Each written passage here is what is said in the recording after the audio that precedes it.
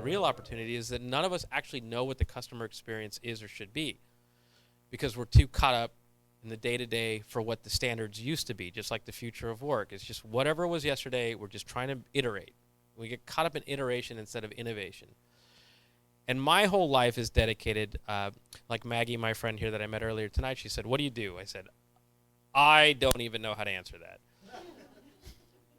What I do is figured out what people's problems are, and I get in deep to figure out what the solutions are, and then I just write books or talk or speak or give all this content away in reports so that I can scale my answers through the words and actions of other people who are going to go fight the fight with me, right? All we're trying to do is actually stop talking about the trend of social or growth hacking or customer experience or whatever the buzzword is, and trying to solve for the opportunity. Customer experience is something that you feel, something that you undergo, right? And if you really want to be successful in customer experience, what someone feels and then in turn says should never be a surprise. The future of marketing or the future of any business or the future of any brand is to design, to be able to tell me, hey, what's your brand experience? You should be able to tell me what it is. This is a long way of saying that the customer experience that you design for isn't the customer of yesterday. It's not the standard that we grew up with. It's the standard of what we don't know.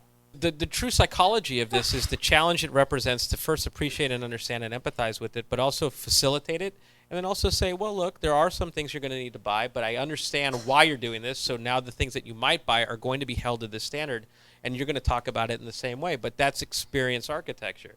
That's this idea that I know what's important to you, so I'm going to design a product or a service or a marketing campaign that's going to speak to you and through you, and so therefore, in the way that she's passionate about something, you're going to share it.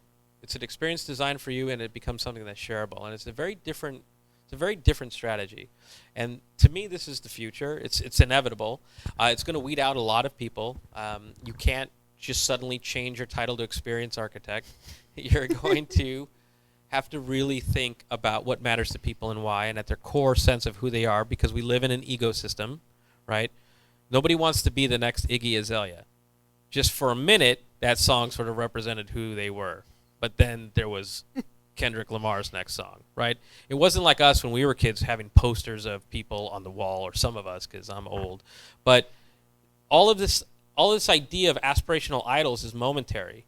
It all comes down to who shares your core values, and core values are important because you're important, because if you post a selfie and you get 30,000 likes on it, it reminds you of how important you are, so you do it again. And the more you do it, you're convinced that the world revolves around you, because it does. So companies like this now have to cater to this egocentricity in a way that doesn't just cater to your vanity or your narcissism, but who you are inside, because that's what's scalable.